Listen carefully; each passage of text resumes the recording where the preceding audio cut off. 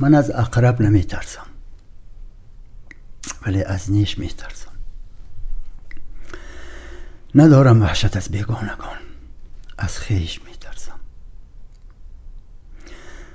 ندارم وحشت از شیر و پلنگ و حمله گرگان. من از گرگی که می پوشد لباسی میش می ترسم.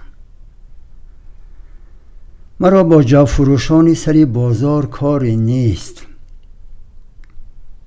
من از گندم نمایان ارادت کیش می ترسم. ندارم وحشت از جنگ و نفاق و قتل خونریزی. من از این آتش افروزانی صلح اندیش می ترسم. به شیخی گفت کسی کس چی می ترسی؟ به شیخی گفت کسی کس چی می ترسی؟ زیمی؟ گفتا زیمی خوردن ندارم بیم، از مستیش می ترسم.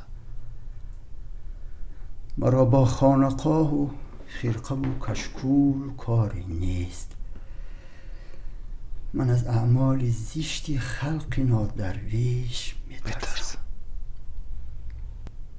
چه خوب گفت این سخن مردی سخن سنجی که می گوید مرا از مرگ باکی نیست، از سختیش می ترسم.